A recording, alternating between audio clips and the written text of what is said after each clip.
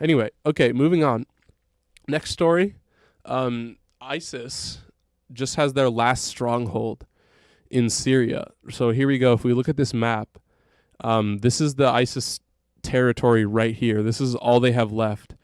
And this is, essentially when we look at this, this just shows us that, we're doing a damn good job dealing with ISIS. And I just want everybody to know that, ISIS, not as, we're kind of kicking their asses right now. But I thought, along with that, I would just talk about, how ISIS isn't over with. Like, sure, ISIS, this is their last stand, really, and this push was the last push they needed because this city was just getting bombed to shit. Otherwise, there was nobody really who was, how do I say it?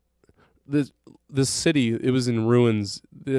ISIS is barely holding on by the knuckles of their fingers. They don't have much support, but they're keeping some of these people in. But yeah, it was either the UN or someone like that had an influential person, in this city, and these Kurdish forces and these SDF forces. I think, yeah, the Syrian government, in association with the U.S. coalition too. Yeah, here we go. So here we go. Human Rights Chief Michelle Bachelet, who works for the UN. They were trapped in the city.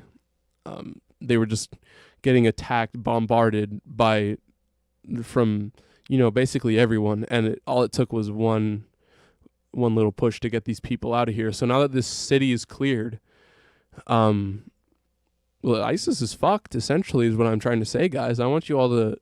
This is big news, ISIS is having some trouble right now, and we need to keep in mind that ISIS isn't going to die, though.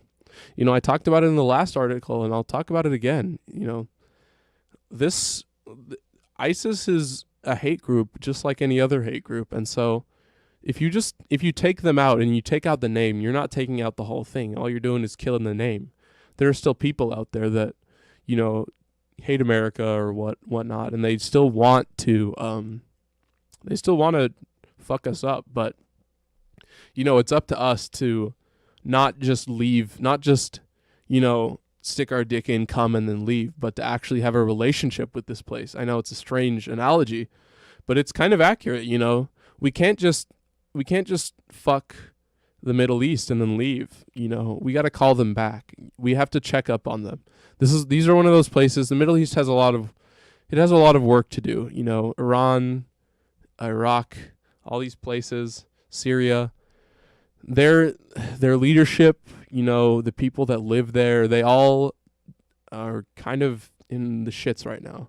And it's up to us, the US, to do our best and bring aid to these people and support them, so that we can, so that they can live properly. We have the money for it. And so just keeping troops in Syria, in Iraq, in Iran, it's all important. And it's just an important thing to remember. All right, well, moving on. Let's talk about something a little bit lighter. This time we're talking about, let's go to this picture. Classic, iconic cunt boy over here with this good old Native American. I just fucking love this picture and everything about it. So essentially the story here, this kid, who is also this kid, they're the same one. They're suing the Washington Post for $250 million. I'm going to definitely give my opinion on this. I don't need to be a unbiased news source or anything. I can just talk with you guys. Yeah, this guy's a fuck.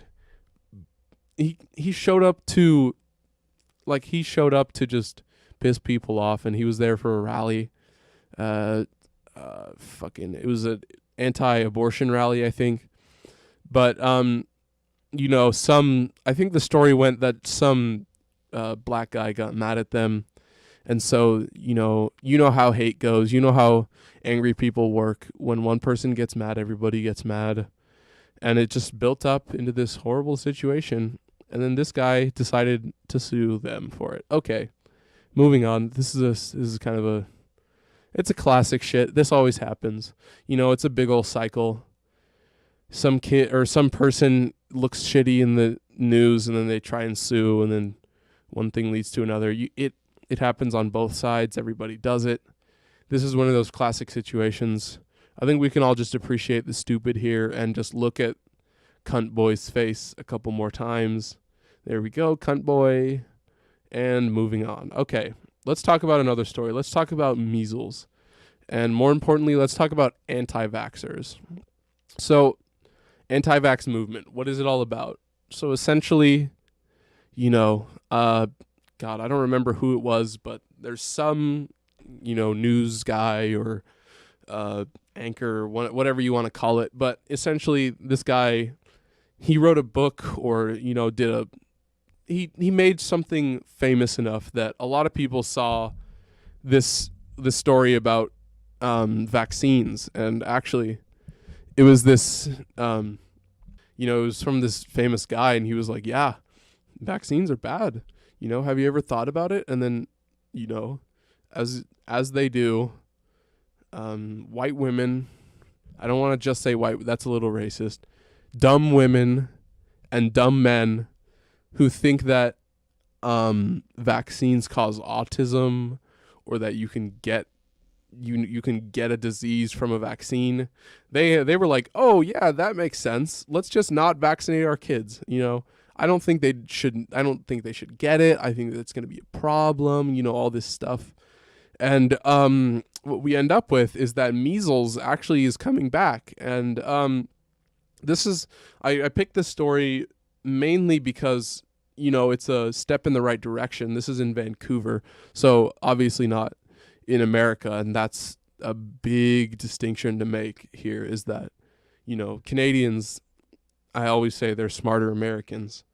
And so these guys, they were like, hey, this school was like, hey, you guys don't have vaccines. You need to prove that you got a vaccine or else you can't come to school. And it's just a beautiful thing to do. It's that simple. Like, if you're going to be part of the public sphere, right? If you're going to be in this group that could be affected by a disease, and you can get the disease, and you as a parent are stupid enough to think that this vaccine, this shot that has worked for hundreds of years or whatever, or at least decades, you think that, oh, I'm the smart one and I know that this is bad now, and I don't want to call you out here, but you're a fucking idiot if you think that. If you think that these vaccines do anything bad, and these fucking idiots are just ruining, they're ruining, I think it was in the Philippines, or, somewhere in Southern Asia, Southeast Asia, that a huge measles outbreak broke out because of anti-vaxxers. Essentially, it's because these people, they see all this fake news, they see all this, all these shit posts, all this garbage on the internet about how vaccines are bad for you, and who's going to do research into vaccines, right? So you end up with all these people who don't really understand it, and they're getting all this information, and they're saying, "Oh, vaccines are bad," and they're in a country where it's way different. In the Philippines, like in the Philippines, they don't have the luxuries that we have. They can't just show up and like they're not just healthy normally. It's a lot different for them. I don't know much about the Philippines, but I would assume that maybe their healthcare system is not quite up to par. And you see how the anti-vax movement is fucking these smaller countries, and these dumb people are just spreading their dumbness. It's like a plague. Fuck measles. The real disease is stupidity. That's what we should really be looking at. The real disease is dumb confidence, where people are like, you know what? I'm right, and I know that I'm right, and I'm not going to doubt myself at all. And so I'm just going to do whatever the fuck I want, and it's going to be good. And, and then we get anti-vax movements, and then we get fucking Disneyland gets shut down because of measles and all this shit. And it's just like, God damn, how can these people just get it in their heads that, which friend are they listening to that they trust enough that, like, I don't know a single person on my Twitter or on my Instagram or whatever that if they said something like to the level of vaccines cause autism or something like that, I would be like, what did you just say to me? Like, that shit is not accurate. Like, you can't just, I don't trust anyone enough, and I don't like any sole person. And I think that it's just like it's this conglomeration of all these women who, or God, I keep saying women. I'm being a little sexist here, but I keep seeing it with moms, right? It's always a mom's Twitter account or a mom's Facebook account, and they just show up and they're like, yeah, so I read this new article and I just think that anybody else who thinks a different way is wrong. And it's just like good fucking Lord, folks. Like, we need to have a little class here. This is the world. This is the universe just not having a lot of class. I think we could definitely do better.